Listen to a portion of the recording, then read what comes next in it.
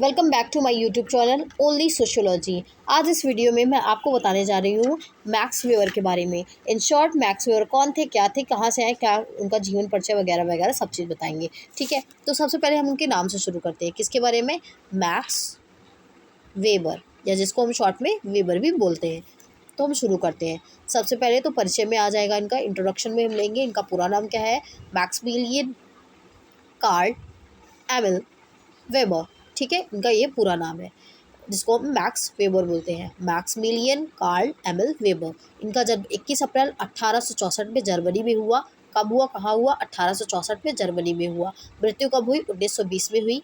इनका पेशा क्या था? ये एक सोशियोलॉजिस्ट थे, इकोनॉमिस्ट थे और एक फिलोसफिस्ट थे।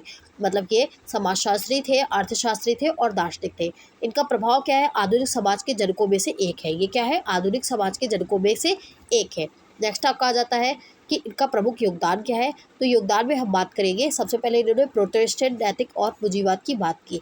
Protestant ethics and the spirit of capitalism के बारे में इन्होंने बताया। वेबर ने बताया कि किसी धार्मिक the Protestant ethics and spirit of capitalism की बुक कब आती है, ये आप कमेंट करके बताइए। अगर नहीं आ रहा है फिर मैं आपको बता देती हूँ कि ये बुक आपको 1905 में आई थी। कब आई थी? 1905 में आई थी। वेबर ने बताया कि धार्मिक विश्वास, विशेषकर प्रोटेस्टेंट धर्म, विशेषकर कैल्विनिज्म ने पाश्चात्य पूंजीवाद के विकास में मदद की। उनका तर्क था कि मेहनत, अनुशासन और बचत जैसी नैतिकताएं आर्थिक विकास को बढ़ावा देती है। इन शॉर्ट में तो हम इसको ये मान सकते हैं, शॉर्ट में मैं इसके ये सभी बातों को मान सकती हूँ कि इन्होंने प्रोटेस्टवाद की वकालत की और विशेषकर कैल्विनवाद के बारे में बताया। पाश्चात्य पूंजीवाद के विकास में मदद किया इन्होंने और मेहनत, अनुशासन, बचत जैसी नैतिक आर्थिक विशेषताओं का विकास किया। अगर हम फुल में देखें तो इसके बारे में हम क्या जानते हैं? इसके बारे में हम जानते हैं कि कार्ल मार्क्स के विपरीत मैक्स वेबर ने पूंजीवाद के उदय के कारण आर्थिक के बजाय धार्मिक माने हैं। ठीक है, धार्मिक लिखा हुआ ना, तो इन्होंने आर्थिक के बजाय, इन्होंने आर्थिक को नहीं माना, इन्होंने धार्मिक को माना। और धार्मिक को माना। वेबर ने विश्व के 6 धर्मों मतलब हिंदू इस्लाम ईसाई और यहूदी बौद्ध क्रिश्चियनिज्म का अध्ययन करके पूंजीवाद के उदय के लिए धार्मिक नीति नियम उत्तरदायी किए। कैल्विन के पूर्व नियतिवाद, यहाँ पे कैल्विनिज्म लिखा है, तो कैल्विन के पूर्व नियतिवाद पूंजीवाद को बल दिया। सब कुछ पूर्व निर्धारित है। मनुष्य को स्वर्ग को धरती पर लाने के लिए प्रयास करना चाहिए। मुनाफाखोरी ही पूंजीवाद का मूल आधार है। ठीक है, फिर प्रोटेस्टेंट नैतिकता का मतलब क्या होता है? प्रोटेस्टेंट नैतिकता का मतलब होता है कि कर्म ही पूजा है और समय ही धन है और साख ही धन है, ब्याज से लाभ अनैतिक नहीं है आदि ने पूंजीवाद के उदय में योगदान दिया है।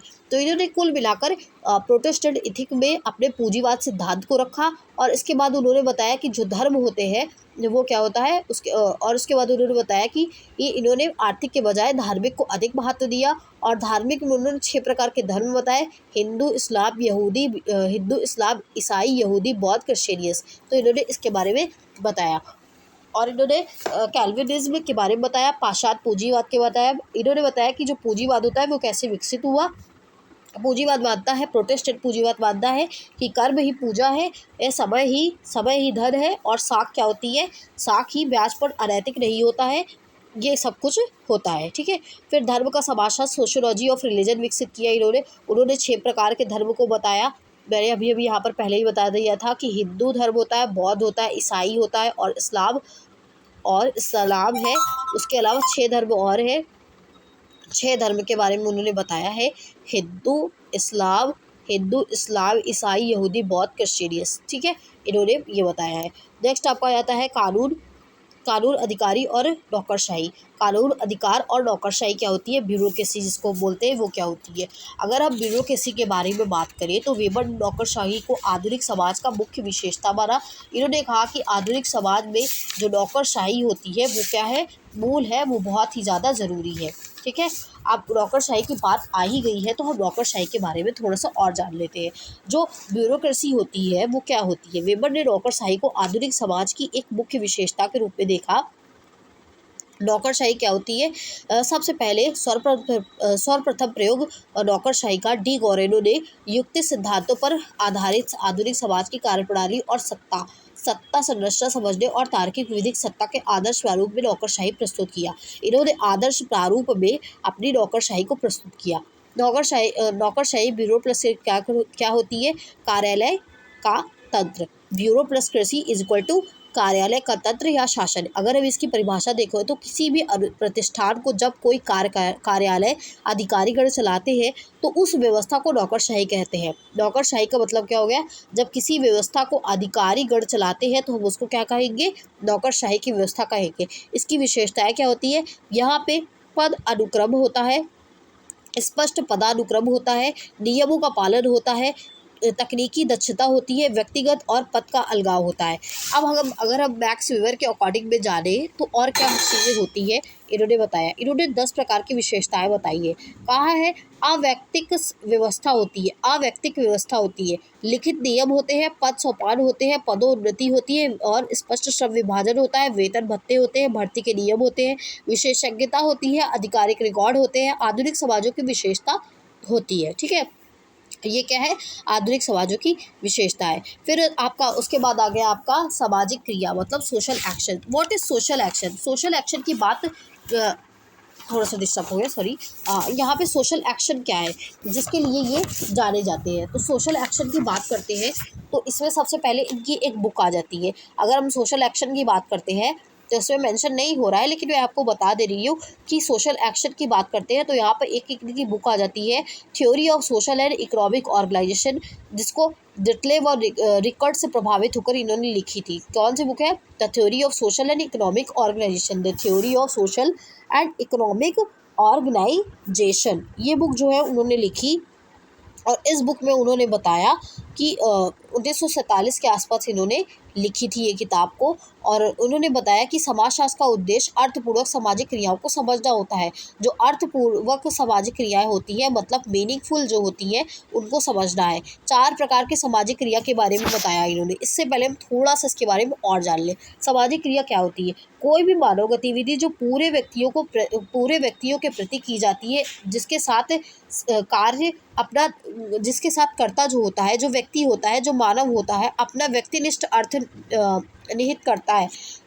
तो जो अन्य व्यक्तियों के भूत भविष्य और वर्तमान से प्रभावित हो तो ये क्या होगी? सामाजिक क्रिया हो गई। अगर हम सामाजिक क्रिया को इन शॉर्ट में देखें तो ये क्या होगी?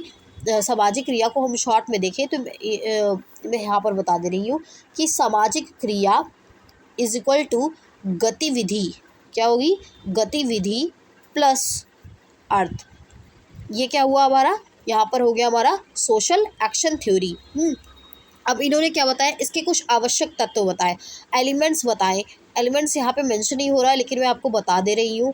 सबसे पहले एक इसका ये हो गया हमारा अर्थपूर्ण बेलीवुड क्रियाएं होती है, अर्थपूर्ण सामाजिक क्रियाएं होती है जिनको हमको समझना चाहिए। कर्ता क्या करता है? उसमें अपने व्यक्तिनिष्ठ अर्थ नियुक्त कर देता है। फिर उसके बाद वो जो व्यक्ति के भूत भविष्य और वर्तमान से संबंधित होती है। उसके बाद क्या है? उन्होंने बताया कि आवश्यक तत्व होते हैं। तत्व कौन से होते हैं? कर्ता के व्यक्तिनिष्ठ अर्थ के अनुसार हो, चेतनापूर्ण और उद्देश्यपूर्ण क्रिया हो, समाज अन्य व्यक्तियों से प्रभावित हो, समाज क्या हो? अन्य व्यक्तियों से प्रभावित हो। फिर उसके बाद क्या है? इन्होंने इसके तत्व के अलावा इन्होंने इसके कसौटियों को भी बताया। 4 इन्होंने कसौटियाँ बताई।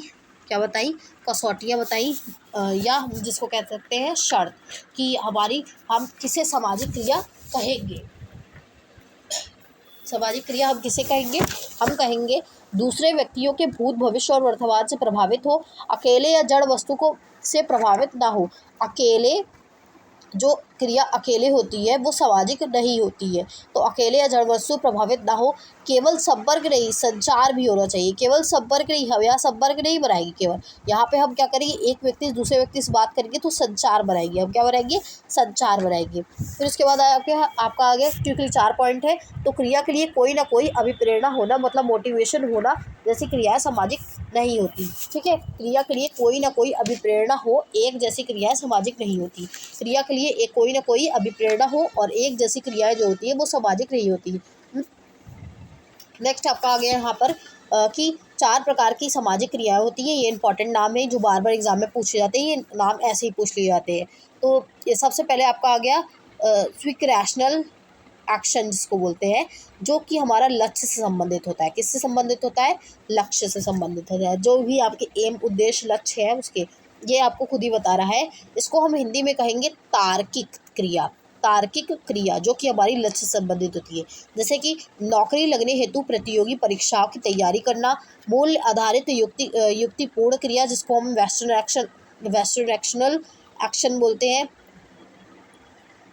वेस्ट रैशनल एक्शन बोलते हैं। फिर उसके बाद आपका आ गया भावनात्मक क्रिया। ये जो होती है आपकी सहायता से संबंधित होती है। तार्किक होती है सहायता, जौहर, देश रक्षा, विष्ट करना, ये सब होता है। फिर भावनात्मक जो है वो हमारी प्रेम, क्रोध, दया, ये सबसे संबंधित होती है, मतलब संवेग से, जिसको हम अफेक्शनल बोलते हैं या इमोशनल एक्शन बोल सकते हैं। परंपरागत क्रिया जिसको हम ट्रेडिशनल बोलते हैं, जो कि प्रथा, परंपरा, बड़ों के पैर छूना, ये सब इसके अंतर्गत आ जाता है। कर्ता क्या करता है? तर्क देता है, संवेग करता है और आदत होती है उसकी। और ये जो तर्क होती है वो तार्किक क्रिया और मूल्यांकनात्मक क्रिया में बढ़ जाती है, और जो संवेग होते हैं वो भावनात्मक क्रिया होती है, और जो हमारी आदत होती है वो हमारी परंपरागत क्रिया में आ जाती है, जैसे बड़ों को पैर छूना, प्रथा होना, ये सब क्या होगी हमारी यहाँ पर परंपरागत क्रिया। तो नाम क्या था? नाम एक बार फिर से रिवाइज कर देंगे। सबसे पहले स्वीकृत एक्शन एक्शन आ जाता है आपका, स्वीकृत external action, western action action, affectional, और फिर उसके बाद ट्रेडिशनल, इसको हम इमोशनल भी बोल सकते हैं। ठीक है, तो स्वीकृत, वेस्टर्न, अफेक्शनल, अफेक्चुअल या इमोशनल, और उसके बाद ट्रेडिशनल मतलब परंपरागत। नेक्स्ट उसके बाद वर्चस्व अथॉरिटी की परंपरा है, और उसके बाद ये इन दोनों का कंपैरिजन है। और जो ये है वर्चस्व अथॉरिटी के अंदर वेबर ने 3 प्रकार की सत्ता के बारे में बताया था। उन्होंने कहा था एक होती है परंपरागत, एक होती है परंपरागत होती है, ट्रेडिशनल होती है, दूसरी होती है कानूनी या तर्क संगत होती है, तीसरी जो होती है करिश्मई होती है, करिश्मेटिक होती है। ठीक है, परंपरागत जो होती है वो राजा महारानी कुल परिवार के द्वारा होती है। कानूनी जो तर्क संगत होती है, रीगल जो होती है सरकारी नौकरी द्वारा होती है। और ये जो लास्ट होती है करिश्मई, इंपॉर्टेंट है, ये एग्जाम में पूछता है, केवल नाम ही पूछ लेगा किसने दिया है, तो ये दिया है महात्मा गांधी ने और नेल्सन मंडेला ने। ठीक है, तो ये दोनों, इनके बारे में हम देख सकते हैं। फिर अगर हम देखें तो विषय के आधार पर, दृष्टिकोण के आधार पर, कार्ल मार्क्स का अगर कंपैरिजन करें तो कार्ल मार्क्स आर्थिक संरचना और वर्ग संघर्ष की बात करते हैं। ये विचार, संस्कृति और धर्म की भूमिका के बारे में बात करते हैं। ये भौतिकवादी है कार्ल मार्क्स, और ये आदर्शवादी है। Thank you for watching. Please do like and share, subscribe my channel. ज़्यादा से ज़्यादा आप सपोर्ट कीजिए ताकि मेरे भी फॉलोवर्स और लाइक्स बढ़े।